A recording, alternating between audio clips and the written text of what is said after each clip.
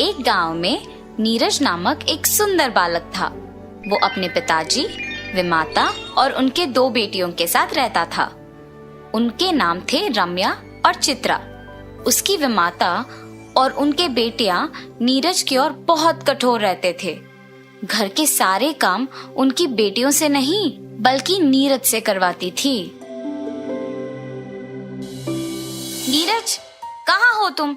सुबह मेरे लिए उठने के बाद चाय लाना भूल गए क्या? ऐसे बिस्तर पे लेटे हुए चिल्लाती है जब नीरज चाय लेके आता है। नीरज, मैंने तुमसे मेरे कपड़ों की इस्त्री करने के लिए कहा था, तुमने किया? आप ही के पास लेके आ रहा हूँ दीदी।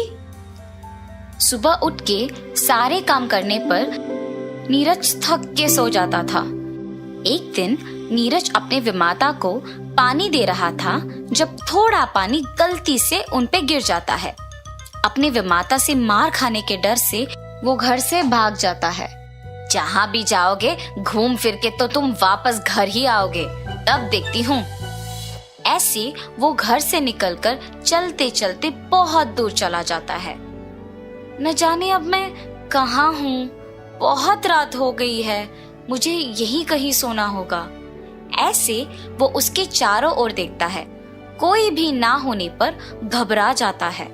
तब उसे एक बड़ा बंगला नजर आता है। शायद वहां कोई होगा। ऐसे सोचकर वो बंगला के अंदर जाता है। बंगला अंदर से बहुत पुराना था और सारे सामान इधर उधर बिखरे हुए थे। कोई है? ऐसे आशा में चिल्लाता है कि कोई दिख जाए और घर में पुरानी चीजें होने के कारण इधर उधर देखता है। तब उसे उन चीजों में एक चमकता हुआ कुछ दिखाई देता है। यहाँ के सारे वस्तुओं पे धूल है, मगर ये क्या है जो चमक रहा है? ऐसे नीचे पड़े हुए उस चमकते हुए वस्तु को उठा के उसे साफ करता है और तब देखता है कि वो एक आईना है। साफ करने के बाद वो एकदम नया दिखता है। ये चीज तो टूटा भी नहीं है और मेरे साफ करने पर नया दिख रहा है। मैं अगर नीचे भी गिर गई तो भी नहीं टूटूंगी। तुम बात भी करते हो? हाँ, मैं बात कर सकती हूँ। तुम नीचे गिरने पर भी क्यों नहीं टूटोगी? मैं नहीं टूटूंगी, और अगर टूट भी गई तो मुझ में सारे टुकड़ों को संलग्न करने की शक्ति है। तुम्हारी विमाता के हाथ मार खाने के डर से तुम भाग के बाहर आए हो ना? हाँ, तुम्हें कैसे पता? मुझे सब पता है। मैं कुछ भी कर सकती हूँ। अच्छा, तुम सब कुछ कर सकती हो ना? तो मैंने सुबह से कुछ नहीं खाया है। मुझे बहुत भूख लग रहा है। मुझे खाने के लिए कुछ दे सकते हो? जरूर, मुझे देखकर तुम्हारा मनपसंद खाना को मांगो। नीरज जैसे ही आईने को देख के अपना मनपसंद खाना मांगता है, वो उसके सामने प्रत्यक्ष होता है और वो आश्चर्यचकित रह जाता है। तुम सच में कुछ भी कर सकते हो। तुम जादुई आईना हो।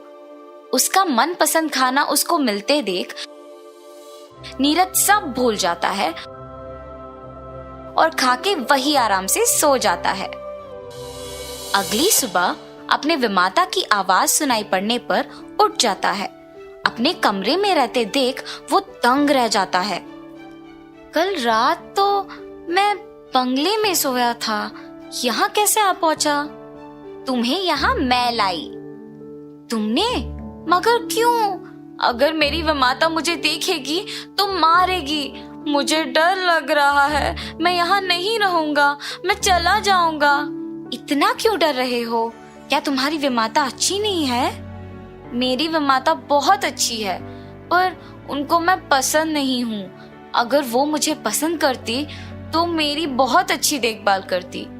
तो फिर अपने विमाता में बदलाव क्यों नहीं लाते तुम? मैं उनसे कैसे कहूँ कि मुझसे अच्छे से पेश आए? मैं तुम्हारी मदद करती हूँ, तुम डरो मत। तुम्हारे बहनें स्कूल के लिए तैयार हो रही हैं। तुम नहीं जाओगे? मुझे बहनों के साथ स्कूल जाना बहुत पसंद है, पर मेरे लिए कपड़े और पुस्तकें खरीदना पड़ेगा, इसीलिए मेरी विमाता मुझे नहीं भेजती है। तुम कुछ भी कर सकते हो ना, मुझे कपड़े और पुस्तकें दिला दो। नीरज आईना में देखकर जब ये कहता है तो तुरंत वो प्रत्यक्ष हो जाते हैं। मैं भी बहनों के स्कूल जाने से पहले सारा काम खत्म करके उनके ही साथ स्कूल चले जाऊंगा। तब उसकी विमाता उसे घर के काम करते हुए देखती है। मैं वैसे भी अकेले ये सब काम नहीं कर पा रही हूँ। अगर मैं नीरज को डांटूंगी तो वो वापस भाग जाएगा और मुझे काम अकेले करना पड़ेगा। ऐसे सोचकर नीरज को देखने पर भी वो कुछ नहीं कहती है। नीरज स्कूल जाने की उत्साह में अपने विमाता के बारे में भूल जाता है। काम जल्दी खत्म करके यूनिफॉर्म पहन के अपने बहनों के साथ वो भी स्कूल के लिए निकल जाता है। नीरज को अपने बेटियों के साथ साथ स्कूल चले जाना उसकी विमाता देखती है। नीरज ने सारा काम बहुत जल्दी कर लिया और आज स्कूल भी चला गया। उसको नए कपड़े कहाँ से मिले?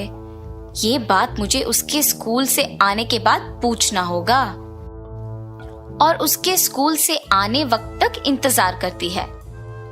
नीरज के स्कूल से आने के बाद मुझे उससे प्यार भरी बातें करके उसको पूछना होगा कि उसके नए कपड़े खरीदने के पैसे कहाँ से मिले। इतने में नीरज उसके बहनों के साथ स्कूल से वापस आता है। माँ, नीरज के हमारे साथ स्कूल आना मुझे बिल्कुल नहीं पसंद। हाँ माँ, मुझे भी। उनके माँ नीरज के नए कपड़े और पुस्तकों के बारे में जानने के लिए उन्हें चुप करवाती है। चित्रा, भैया को ऐसे नहीं बोलते। नीरज, इधर आओ बेटा। ऐसे प्यार से बुलाकर उसको अपने बगल में बिठाती है। बेटा, स्कूल का पहले दिन कैसे लगा तुमको? नीरज को जब विमाता उसकी माँ की तरह प्यार से पेश आना देख उसे बहुत खुशी होती है। काश मेरी विमाता हमेशा मुझसे ऐसी ही बात करती। नीरज बेटा, तुम्हें ये स्कूल यूनिफॉर्म, बैग और पुस्तकें कहाँ से मिले? विमाता, ये सब मैंने नहीं खरीदा। और ऐसे नीरज उनको जादुई आईने के बारे में सब कुछ बताता है। बेटा, मुझे वो आईना दिखाओगे? जी विमाता, अभी लेके आता हूँ। आईना लेकर अपने विमाता को देता है और उस आईने की कहानी उसकी बहनें भी सुनती हैं। माँ, मैं पहले मेरी मनपसंद चीजें मांगती हूँ, मुझे वो आईना दो ना माँ। बड़ी बहन होने के नाते मुझे वो आईना पहले मिलना चाहिए। मैं पहली अपनी मनपसंद चीजें मांगूंगी। तुम दोनों लड़ो मत। चित्रा ने पहले पूछा तो पहले उसे मिलेगा ये। पहले जादुई आईना चित्रा को मिलने पर वो बहुत खुश होती है। मुझे सबसे खूबसूरत बनाओ। ऐसे कहते ही चित्रा बहुत सुंदर बन जाती है और फिर आईना रम्या को दिया गया। मुझे मेरी बहन से भी सुंदर बनाओ। ऐसे मांगते ही रम्या चित्रा से भी ज्यादा खूबसूरत बन जाती है, पर उससे संतुष्ट ना होकर लालच से वो आईने से और खूबसूरत बनाने के लिए मांगती है और तुरंत उसकी सारी सुंदरता खोकर वो बदसूरत बन जाती है। तब रम्या दुखी होती है ये सोचकर कि ज्यादा खूबसूरत बनने की लालच में ऐसी स्थिति आ गई कि अपने आप को आईने में नहीं देख पा रही हूँ। रम्या को ऐसे बदसूरत देख उसकी माँ भी बहुत दुखी होती है। अपनी बहन और विमाता को दुखी देख नीरज जादुई आईने को अपने हाथ में लेके खुद अपनी बहन को सुंदर बनाने के लिए मांगता है। तुरंत उसकी बहन खूबसूरत बन जाती है। रम्या के लिए नीरज ऐसे मांगते देख उसकी विमाता को समझ आता है कि वो अपनी बहनों को और उन्हें कितना प्यार करता है और नीरज के साथ उसके बुरे बर्ताव के लिए अफसोस करती है। तब से नीरज को भी अपने बेटियों के समान प्यार करती है, उसे स्कूल भी भेजती है। ये सब देख नीरज भी बहुत खुश होता है। ये सब उस जादुई आईने की वजह से हुआ है। ऐसे सोचकर वो खुशी खुशी अपनी जिंदगी जी लेता है।